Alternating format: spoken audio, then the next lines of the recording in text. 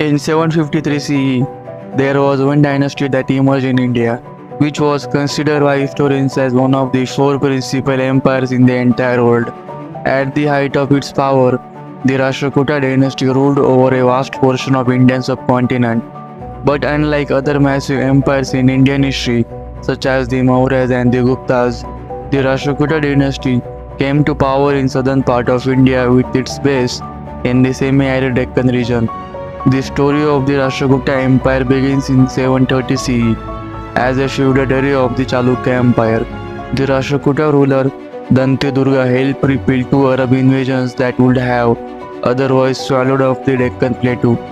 Dantidurga's impressive win against the Arab invaders on the battlefield and his growing prestige cleared a path to greater glory.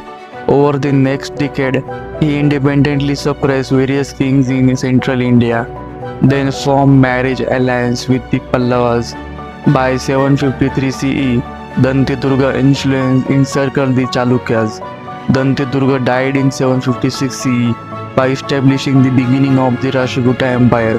After his death, his uncle Krishna I came to throne. He conquered the Ganga dynasty and the Konkan coast. He even forced Chalukyas to submit their authority to Krishna I.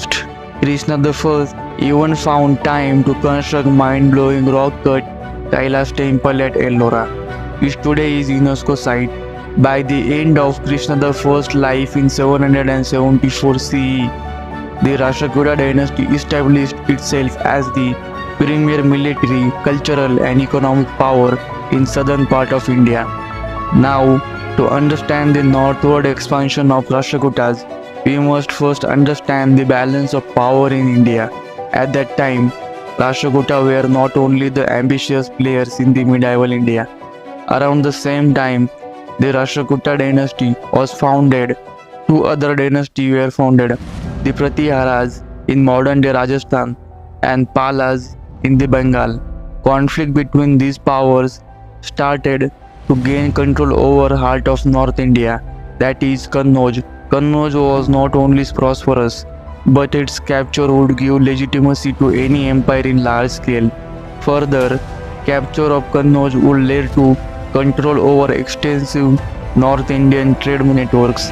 Rashtrakuta Emperor Dhruva I in 780 CE consolidated his power by suppressing several rebellions. At that time, the Pala dynasty controlled the Kannauj and were in a strong position. From the inscriptional evidence, the Rashtrakutas took Gujarat and Malwa from Pratiharas and then proceeded toward Kannauj. At Kannauj, the Rashtrakutas succeeded in driving the Pallavas out. Unfortunately, Dhruva I's military successes were short-lived. After the death of Dhruva I, his son Govinda III ascended to the throne in 793 CE. But the succession disputes gave others opportunity to revolt and change their loyalties. In just 2 years, Malwa and Gujarat returned to Pratiharas and Kannauj returned to Pala control, and even the Chalukya declared their independence. Govinda III acted smartly to not only recover old feudatories but to expand the empire beyond its old borders. In 800 CE, he launched a multi-year campaign through central India and towards Kannauj. Govinda III pushed ahead towards Kannauj. He not only captured Kannauj but obtained the formal submission of Pala king Dharmapala. Thus, Govinda III made a more stable empire than his father. But new concerns soon called Govinda III back to south. To suppress the rebellions, Govinda III returned and defeated Chalukya easily and put his puppet ruler on their throne. After some time, Govinda III's wife gave birth to a son along the bank of the Narmada river. This son was named as Amoghvarsha and was destined to become the greatest empire of Rashtrakuta lineage. His rule lasted 62 years and mostly peaceful, and is among the longest recorded monarchical rule in the world history.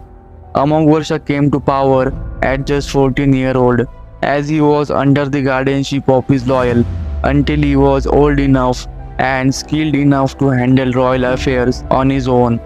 In early years of Amoghvarsha, the empire was in unstable conditions for every period of time due to feudatory revolts, but Amoghvarsha managed to turn things around. Thus, by 821 CE, Amoghvarsha had established a stable empire, and he ruled under relative peace until 877 CE. Notably, Amoghvarsha was less interested in northern war of expansion. His rule can be rightly described as the golden age of economic prosperity, cultural progress, and diplomatic influence. First, he moved his capital to Manyakheta, and he was said to have built a city so huge that it seemed to have derived from ancient history. The Arab traveler Suleiman wrote that Amoghvarsha maintained religious harmony in his empire. Amoghvarsha was a Jain, which is school of thought under Sanatan Dharma. During his rule, Jain ideology began to flourish throughout the Deccan region.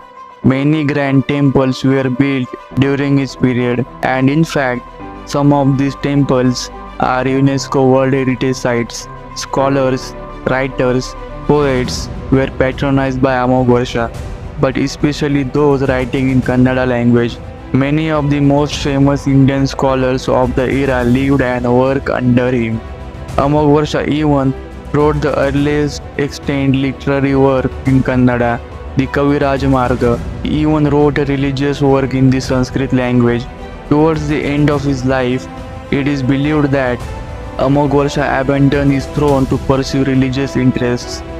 The next 100 years of Rashtrakuta were mostly a repeat of frequent conflicts and military aggressions. Rashtrakuta Emperor Indra III, between 914 CE to 929 CE, took the throne and immediately set about preparing campaign to Kannauj after sensing weakness among Prithiyaras, who were experiencing internal conflicts due to family disputes.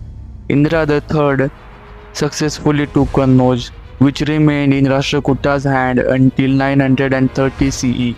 After a series of short-lived emperor, Krishna III ascended to throne in 939 CE. As the last able monarch of the Rashtrakuta Dynasty, the Rashtrakuta under Krishna III reached their maximum territorial extent, expanding their influence from Sri Lanka in the south to the Himalaya in the north, and gaining the direct access to both western and eastern seas.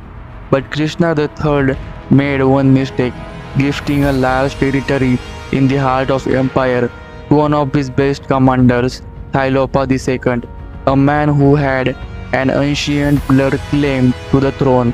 In the end, by 973 CE, the collapse of Rashtrakuta dynasty took place.